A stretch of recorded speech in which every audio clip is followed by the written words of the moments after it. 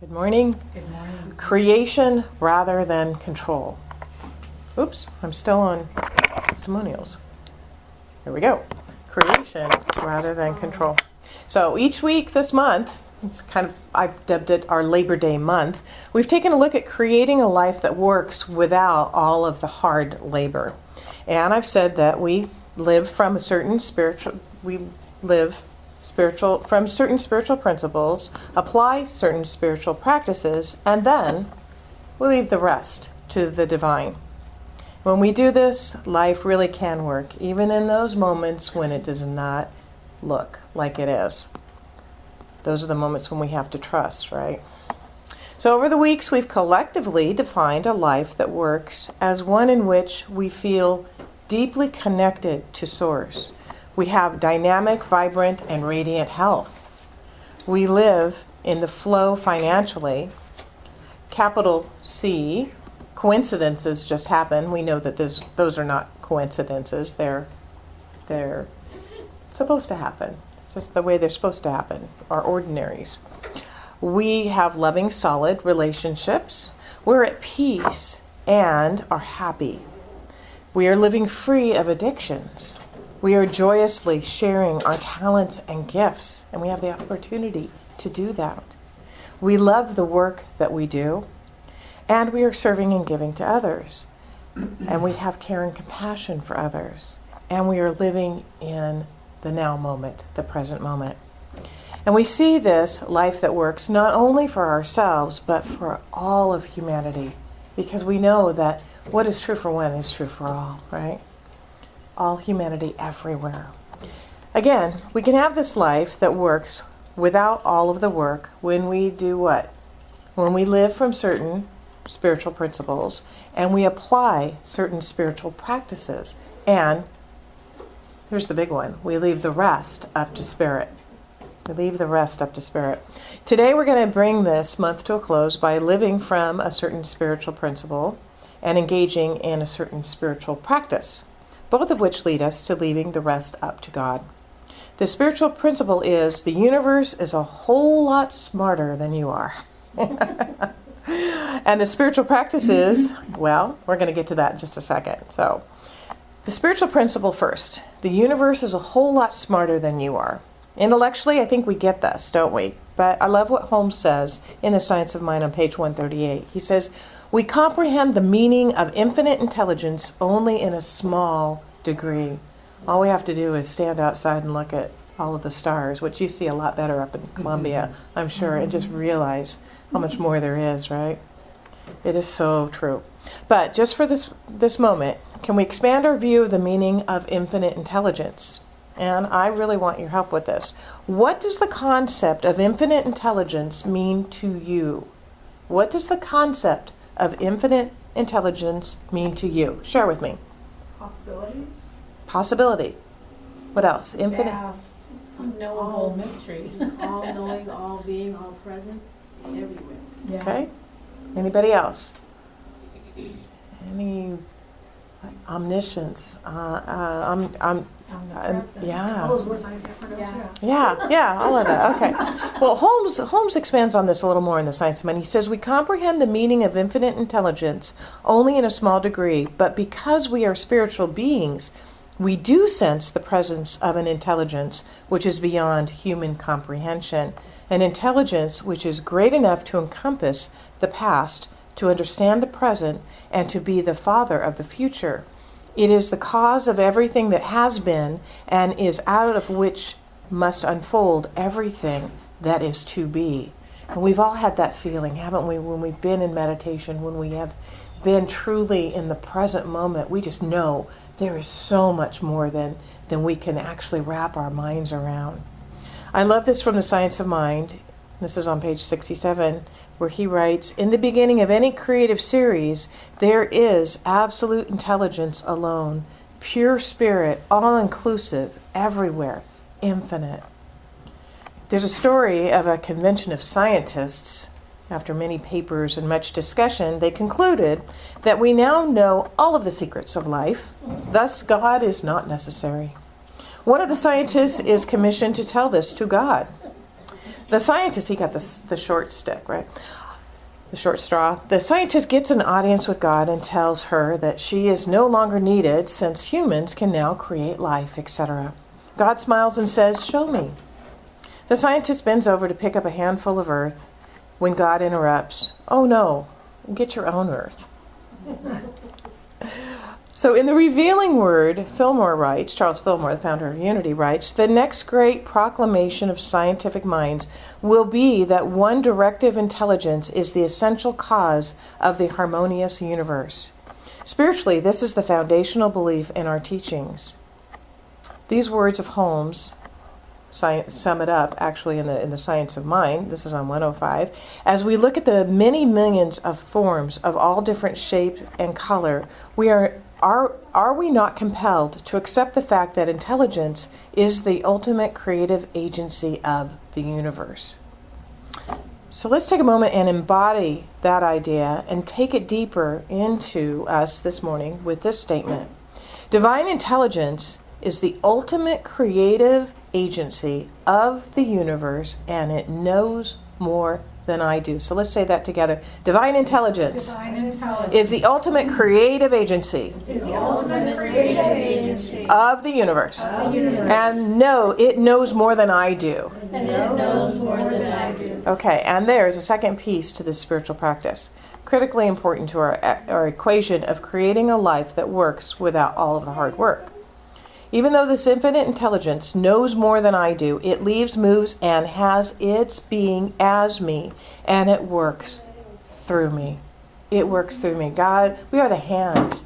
We are the hands. We are the heart. We are the way that Spirit hears. We are the way that Spirit sees. So it has to work through us, through each and every one of us. So say with me, infinite intelligence lives in me.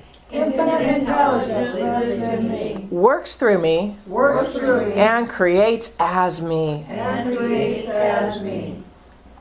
If that is the spiritual principle, then what is the spiritual practice?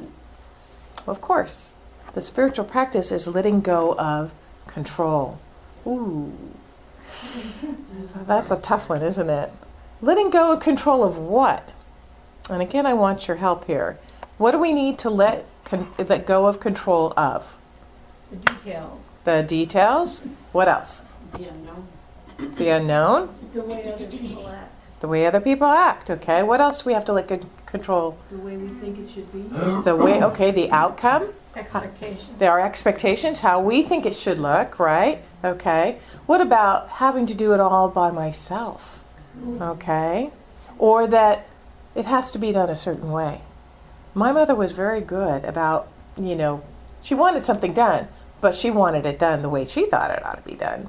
There's no circuitous ways to get to, that one location. Had to be. But when we let go of that, sometimes even better ways come out. How about ideas that it isn't possible? Gee, that's never been done before. That's one to let go of, right? Nobody's ever done that before. Well, guess what? We're evolving. We're expanding. We can come up with new ways all the time. So what is the one thing that we do have control over? What do we have control over? Choices. Choices? Our thoughts? Our thoughts. We control our thoughts. Our own consciousness, which our own consciousness happens to be a combination of 8 things. Our consciousness include our thoughts and our spoken words, which impact our feelings, which then shape our attitudes, beliefs, and values, which in turn inform our actions and reactions. Did that count on 8 there? Okay, good. Okay, how many of you remember the movie The Robe? Oh, barely. The Robe. There's a movie. Of course, many of you probably are way too young to remember it, and so am I. And Claudia, if you remember it just barely, you were probably just a tot, I'm sure. It was a 1953 movie starring Richard Burton and Gene Simmons that tells the story of a Roman military tribune who commanded the unit that crucified Jesus. Okay? It was nominated for a bunch of Academy Awards. There's an interesting story in regard to the making of the robe that was to be worn by the character playing Jesus. The real robes that Jesus wore were seamless. So, to preserve authenticity, a professional hand weaver and her daughter were hired to make the garment on their loom. It was to be an authentic reproduction of those traditionally worn in Judea at the time of Jesus. The actual weaving took a total of 36 hours, and the weaver and her daughter felt it to be a sacred task. The robe was completed, and they were about to deliver it to the studio with just 16 hours left to meet the producer's deadline for receiving it. But a disaster occurred. And this, you'll kind of relate to this a little. The small son of the weaver's daughter was seen with a pair of scissors in one hand and a fragment of the precious fabric in another. They had not seen him pick up the scissors and take a cut out of the robe.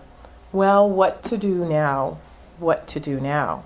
Distraught, they prayed about finding a speedy replacement, and although there was obviously not enough time left for them to complete a duplicate, they surrendered their preconceived notion that they could and what could and couldn't be done, that they could not actually do this in the 36 hours.